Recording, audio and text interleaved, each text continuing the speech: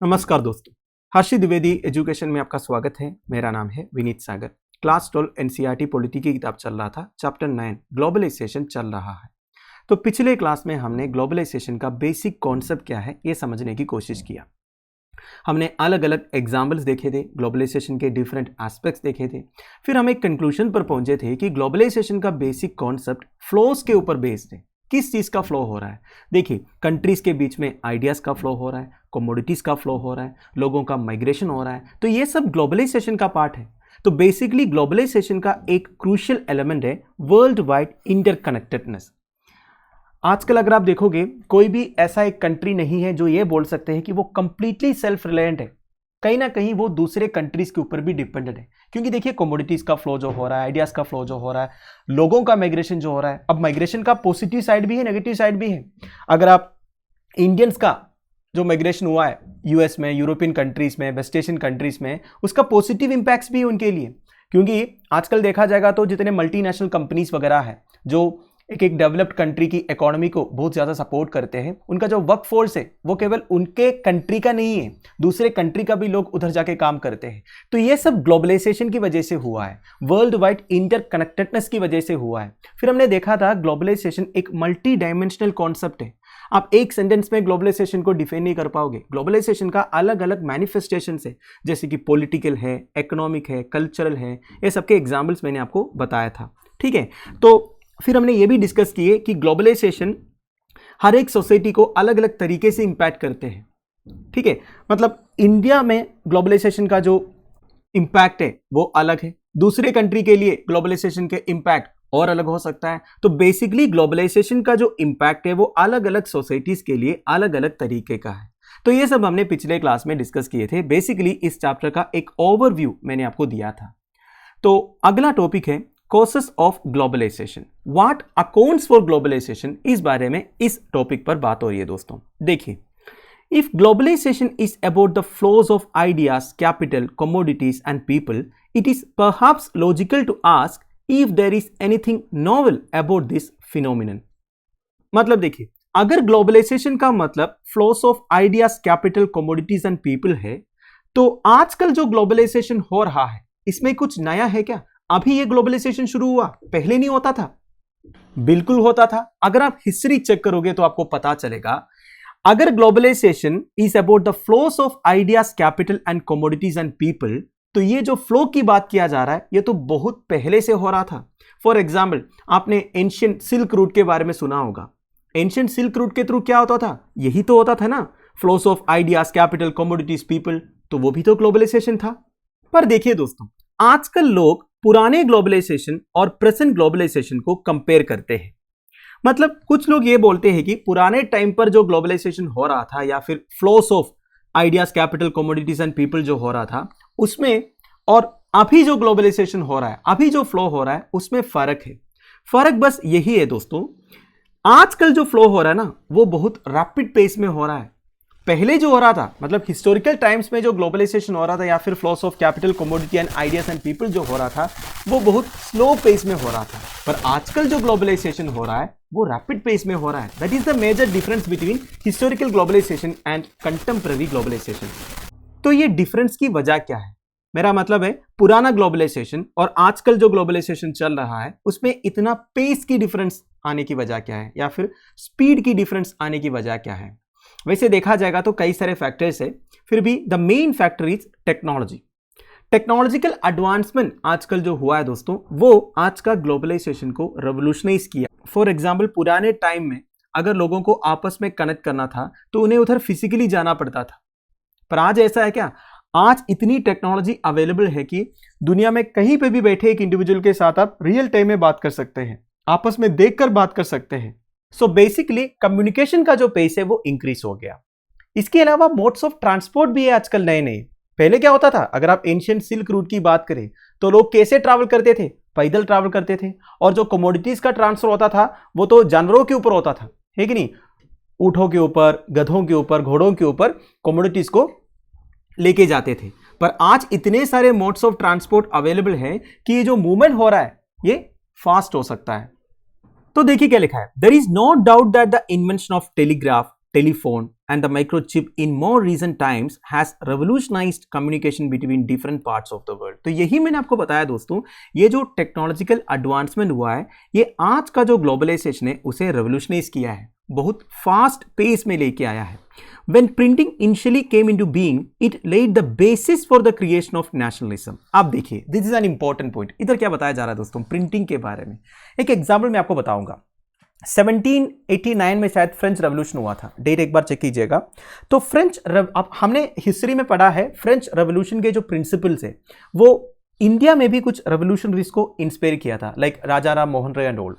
तो फ्रांस में जो हो रहा था वो इंडिया तक कैसे पहुंचा, क्योंकि फ्रांस में बैठे बैठे कुछ राइटर्स ने, कुछ स्कॉलर्स ने अपना आर्टिकल लिखा है कि नहीं. उन्होंने लिखा तो उन्होंने लिखा वाला जो पब्लिकेशन है वो इंडिया तक पहुंचा. तो इस तरह एक इंटर कनेक्टेडनेस एस्टैब्लिश हो रहा है फ्रांस और इंडिया के बीच में, हो रहा है कि नहीं. तो this is a part of globalisation. अब आप दूसरी तरफ से सोचिए कि फ्रांस में एक सिटी में बैठकर एक राइटर अपना आइडियोलॉजी लिख रहा है, अपना प्रिंसिपल्स लिख रहा है, लिबर्टी, इक्वालिटी, फर्टर्निटी वगैरह वगैरह. अब फ्रांस एक बड़ा देश है. अब फ्रांस में एक जगह से दूसरे जगह तक उनका जो आइडियोलॉजी है, प्रिंसिपल्स है, राइटिंग से बेसिकली वो कैसे पहुंचेंगे. हर जगह जाके वो स्पीच तो नहीं दे सकते ना. तो उन्होंने क्या किया, उनके जो प्रिंसिपल्स है उसे लिखा और उसे पब्लिश करवाया. बेसिकली उस वक्त प्रिंटिंग टेक्नोलॉजी की वजह से उनके जो आइडियोलॉजी से, प्रिंसिपल्स है वो लोगों तक पहुंचे. So it was the basis for the creation of nationalism. तो सबसे पहले प्रिंटिंग की वजह से नेशनलिज्म क्रिएट हो गया. फिर वो नेशनलिस्ट प्रिंसिपल्स जो है वो पूरी दुनिया तक पहुंच गया. पूरी दुनिया में जो लोग बैठे हैं उन्हें भी पता चला यार ऐसे भी कुछ है, हमें भी लड़ना चाहिए लिबर्टी के लिए, इक्वालिटी के लिए, है कि नहीं. So also today we should expect that technology will affect the way we think of our personal but also our collective lifes. देखिए 18th सेंचुरी में प्रिंटिंग टेक्नोलॉजी उस वक्त लोगों का पर्सनल एंड कलेक्टिव लाइफ्स को इंपैक्ट किया. तो आज भी हमें यही एक्सपेक्ट करना है दोस्तों. आने वाले टाइम पर कौन कौन से टेक्नोलॉजीज आएंगे ये हमें पता नहीं है. तो जब भी टेक्नोलॉजिकल एडवांसमेंट होगा वो हमारे वे ऑफ थिंकिंग को इंपैक्ट करने वाला है. आप समझ रहे हो ना मैं क्या बोल रहा हूं. मतलब देखिए फ्रेंच रेवोल्यूशन के बारे में आप सभी ने पढ़ा है. अब फ्रेंच रेवोल्यूशन क्यों हुआ, मतलब इतने लोग एक साथ क्यों आए एक कॉमन कॉज के लिए, क्योंकि लोगों को कुछ लोगों ने इंस्पायर किया अपने राइटिंग से, अपने आइडियोलॉजी से, प्रिंसिपल से. तब जाके लोगों को पता चला ऐसे भी कुछ है, हमें हमारे राइट्स के लिए फाइट करना चाहिए. तो बेसिकली लोगों तक ये जो आइडियोलॉजीज को, प्रिंसिपल्स को पहुंचाने में प्रिंटिंग टेक्नोलॉजी ने एक बहुत बड़ा रोल निभाया है. तो आप ऐसे बोल सकते हैं printing technology led the basis for the creation of nationalism. ठीक है, अब आपको वापस हेडलाइन पर पहुंचना है. हम किसके बारे में बात कर रहे हैं, कॉसेस ऑफ ग्लोबलाइजेशन के बारे में बात कर रहे हैं. यह बात अलग है, हमने old globalisation and new globalisation के बारे में इधर बात किया. तो technology is a major cause of globalisation, right.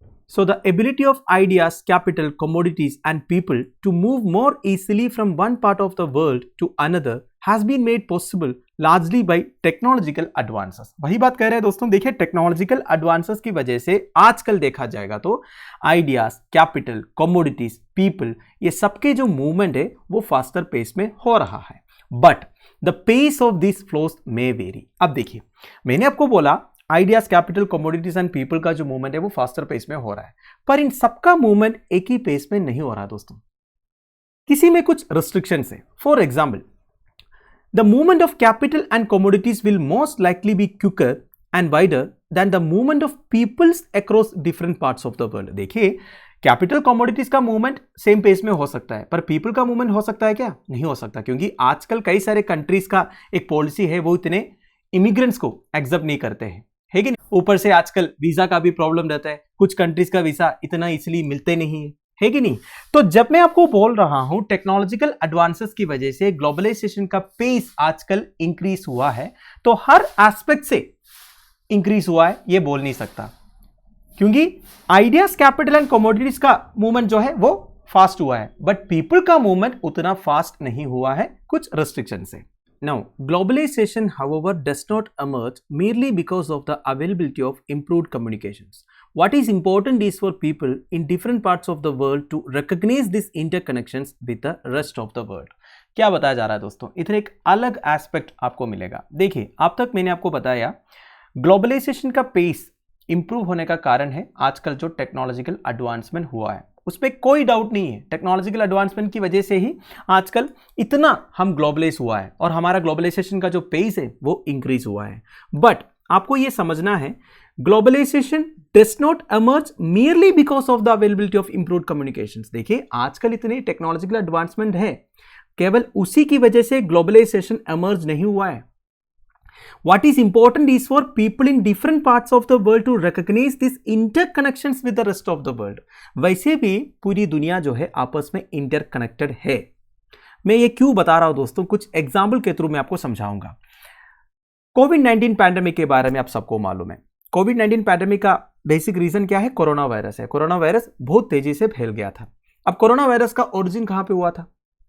China में हुआ था। चाइना में वुहान प्रोविंस में हुआ था, है कि नहीं? वैसे चाइना ये मानते नहीं है, फिर भी फॉर ईज ऑफ अंडरस्टैंडिंग हम यही समझ लेते हैं चाइना में से कोरोना वायरस का ओरिजिन हुआ। अब कोरोना वायरस केवल चाइना में ही कन्फाइंड था क्या? नहीं, बहुत जल्दी चाइना से बाहर निकले और पूरी दुनिया को डाउन कर दिया, है कि नहीं? तो ये भी तो एक तरह का ग्लोबलाइजेशन है दोस्तों, क्योंकि वी ऑल आर इंटरकनेक्टेड। एक कंट्री का प्रॉब्लम पूरी दुनिया का प्रॉब्लम बन गया। So people should recognise this interconnections with the rest of the world.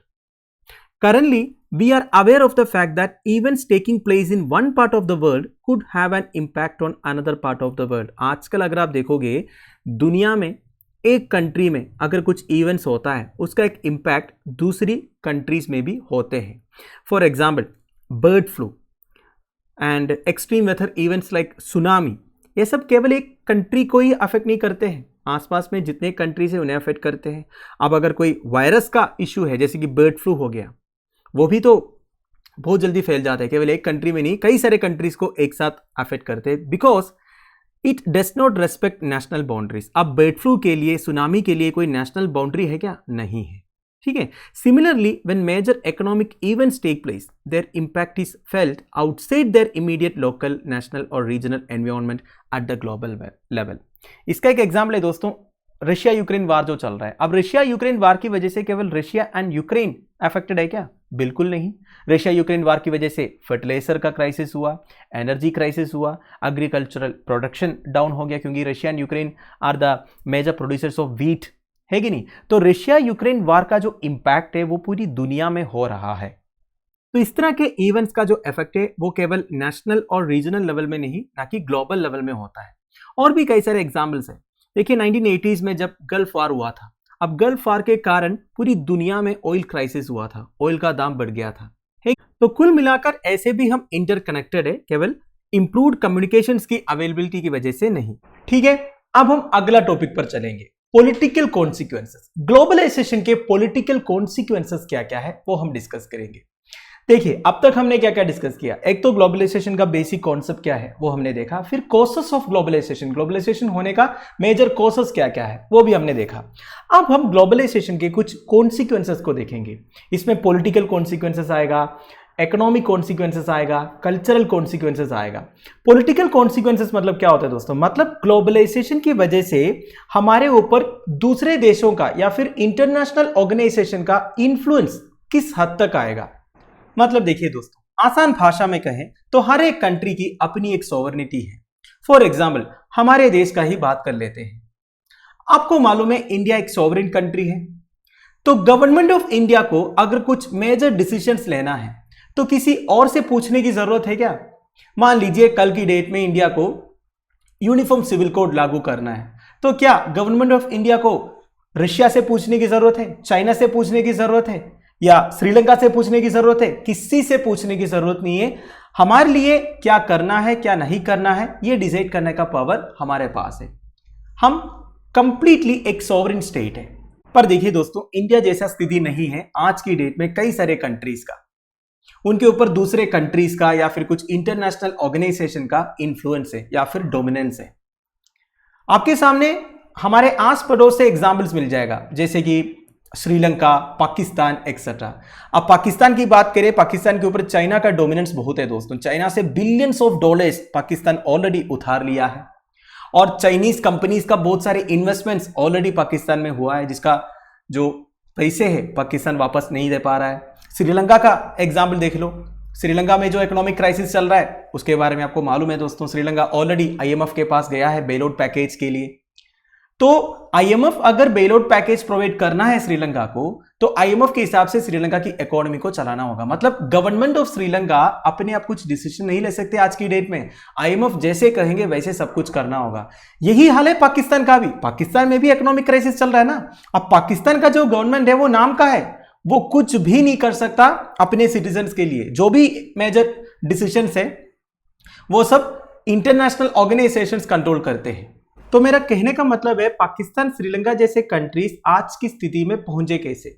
वैसे देखा जाएगा तो अलग अलग रीजंस है, जैसे कि उनके गवर्नमेंट्स ठीक से काम नहीं किया, एक विजन के साथ काम नहीं किया, पॉलिटिकल पार्टीज आपस में लड़ते रहे, ये सब एक रीजन है। But at the same time globalisation भी एक इंपॉर्टेंट रोल प्ले किया है, क्योंकि ग्लोबलाइजेशन की वजह से ही तो दूसरे कंट्री के कंपनीज वगैरह उन कंट्रीज में आके इन्वेस्ट करने लगा, दूसरे कंट्री से लोन वगैरह मिलने लगा, और दूसरे कंट्री की कंपनीज उन कंट्रीज में जाके कई सारे मेजर इंफ्रास्ट्रक्चर प्रोजेक्ट्स वगैरह कंडक्ट करवाने लगा, और उसके पैसे पाकिस्तान श्रीलंका जैसे जो कंट्रीज है वो वापस नहीं दे पाया।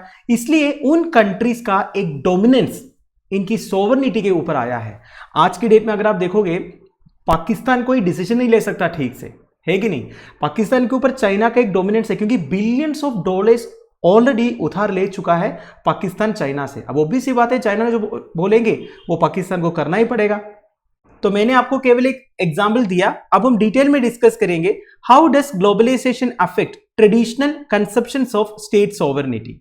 तो एक कंट्री की सोवरेनिटी को ग्लोबलाइजेशन किस तरह अफेक्ट करते हैं, इसके ऊपर हम डिस्कस करेंगे। There are at least 3 aspects that we need to consider when answering this question. तो देखिए, इस सवाल का जवाब देने के लिए 3 एस्पेक्ट्स हमें कंसिडर करना पड़ेगा, ठीक है। सबसे पहला एस्पेक्ट ये है, at the most simple level globalisation results in an erosion of state capacity, that is the ability of government to do what they do.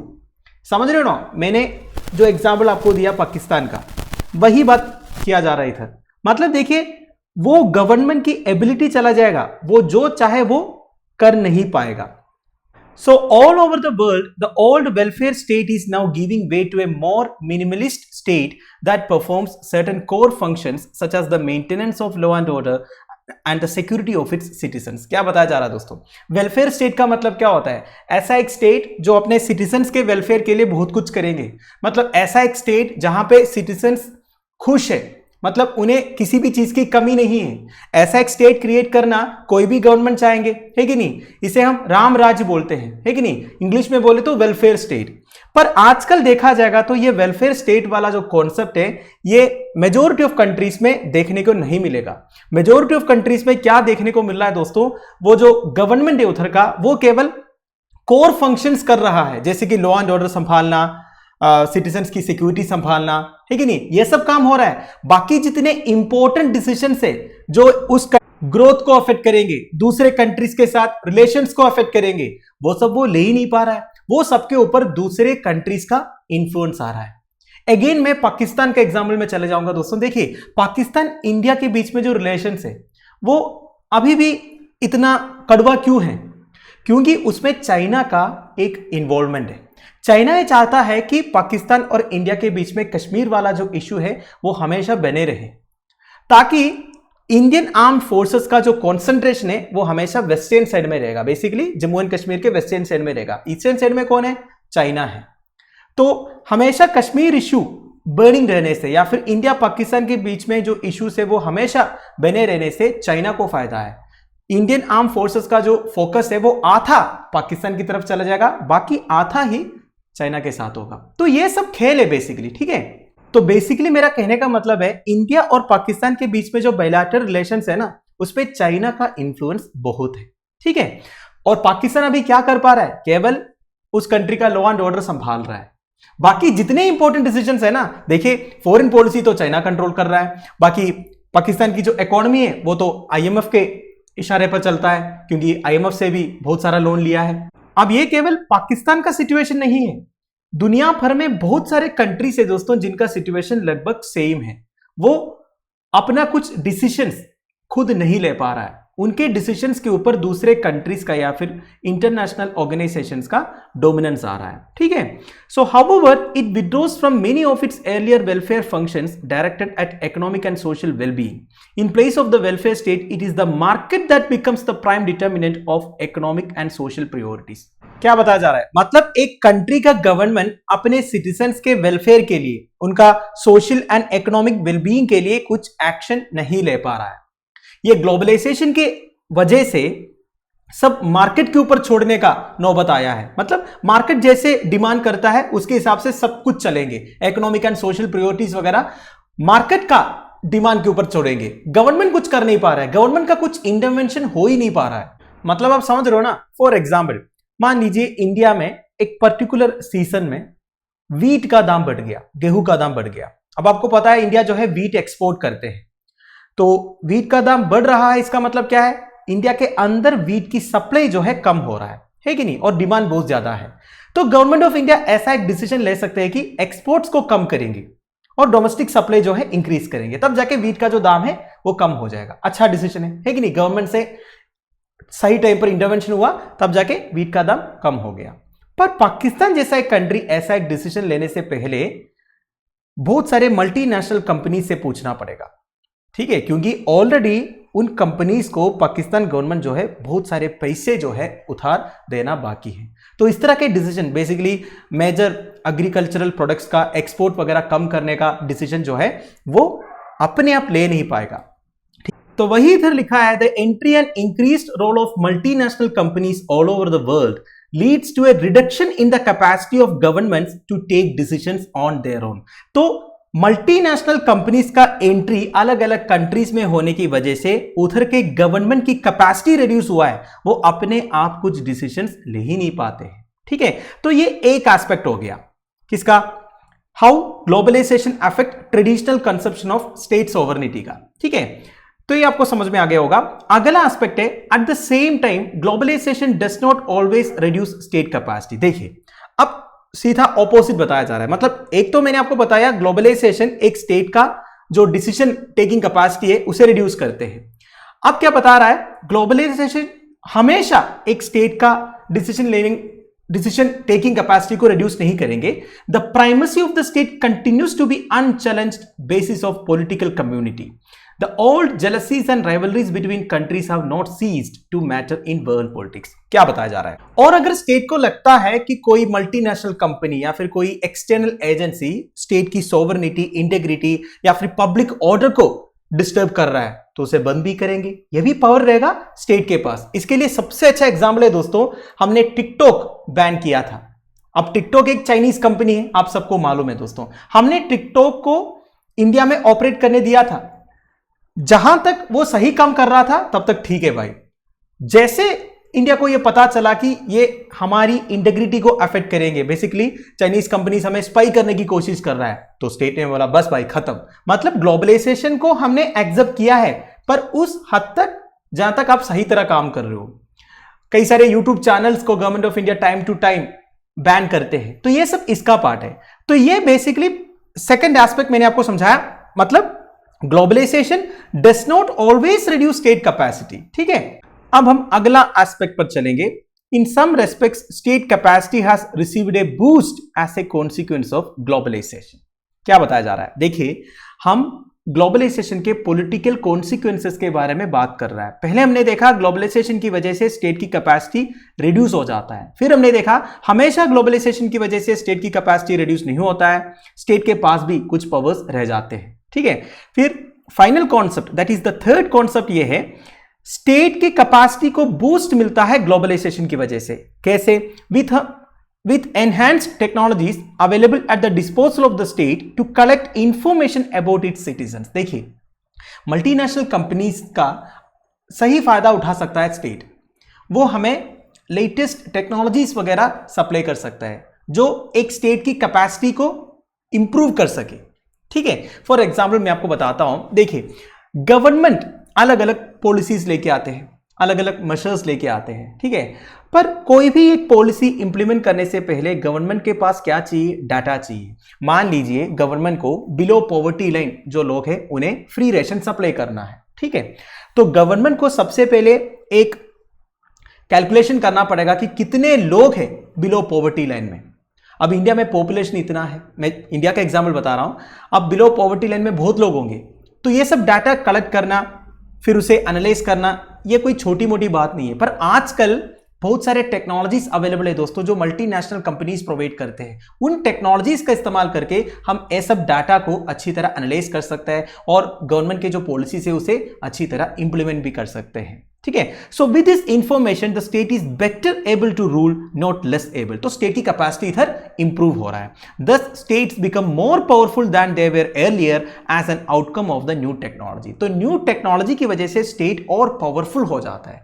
तो ये एस्पेक्ट में आपने क्या समझा कि ग्लोबलाइजेशन की वजह से स्टेट का जो कैपेसिटी है वो इंक्रीज हो रहा है या फिर इंप्रूव हो रहा है, ठीक है। तो ये तीन एस्पेक्ट्स मैंने आपको बता दिया। How does globalisation affect traditional conceptions of state sovereignty के बारे में, ठीक है। आई होप आपको समझ में आ गया होगा। अभी के लिए इस वीडियो को मैं फिनिश कर रहा हूं। अगले क्लास में हम इकोनॉमिक कॉन्सिक्वेंसेस के बारे में डिस्कस करेंगे। Till then bye bye, have a nice day.